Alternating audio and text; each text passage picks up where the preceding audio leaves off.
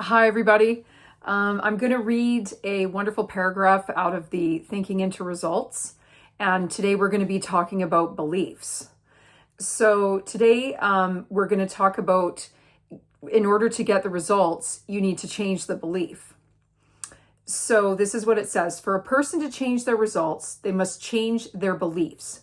And this requires strong conscious control over their thinking, which is a really big one. I know this is a part for me personally that, I've definitely had to course correct and continually remind myself and improve my thinking and be very disciplined about my thinking.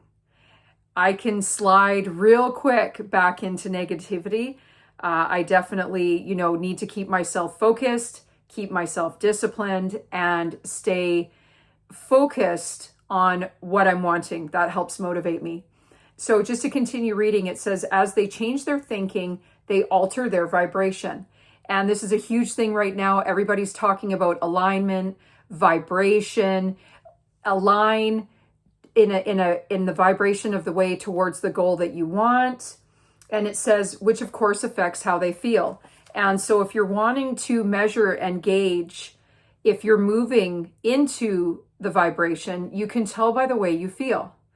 I love our senses. Our senses can be used for the positive, or they can, of course, be used for the other way where we get stuck in, the stinking thinking, the negativity, the lack, the doubt, the scarcity, all of that side of your emotions and your feelings will dictate and control your beliefs.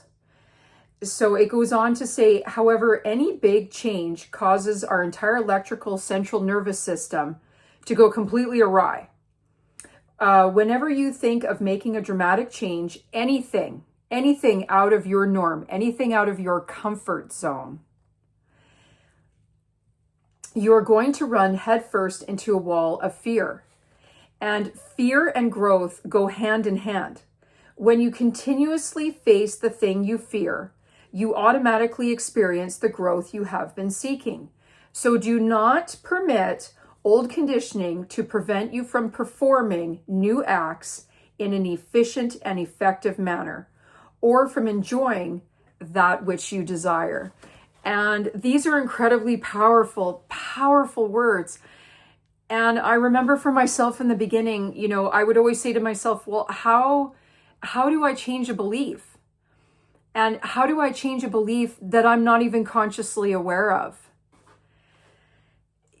This is where coaching and mentorship is so incredibly important. And I will say, I was one of those people. I sat around, I watched YouTube, I was doing what they said.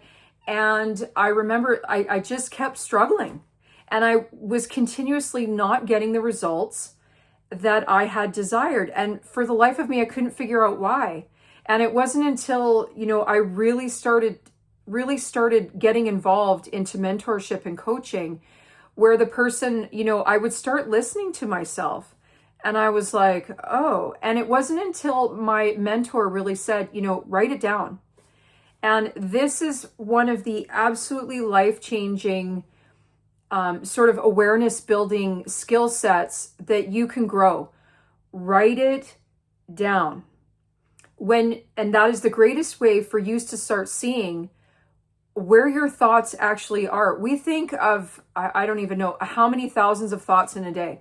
How many times do you sit and you're not even aware of what you're thinking about until you say something out loud? And then you're like, oh, well, is that really true? And start questioning what you are saying. Maybe start questioning what you're thinking about inside your mind. And I know for myself, it wasn't until I really started to evaluate what I was thinking and what I was saying out loud. That's when the big growth started to change. And I have people all the time that are like, I'm doing all these things and I'm still not achieving, I'm not getting those results. And it always comes back to our beliefs. If you say you want the $1 million, but you don't believe that you can create the $1 million, how are you going to get there? if you constantly say this is so hard, or making money is evil, we have to start really evaluating our beliefs and where those beliefs really start to guide us towards. So when they talk about being in alignment, you want your beliefs and your thoughts to be in cohesive alignment. And then how do you feel about that? How does it make you feel? Are you excited? Are you like, oh, great, I got to get up and do this. This is so hard. It's costing me money. If you're in that kind of thinking, are you aware of it? Are you saying these things out loud, or are you just staying in your head? And the fastest, easiest way for you to recognize what your beliefs and your thoughts are to write it down. And then you can say, this is my goal. And what are you saying to yourself about that goal? And then we can really start evaluate and look at, what is going on for you?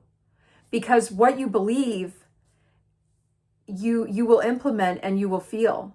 And if you believe something is hard, then that's going to control the actions, and it's going to control the daily steps and those daily activities in whichever negative or positive way that you're thinking.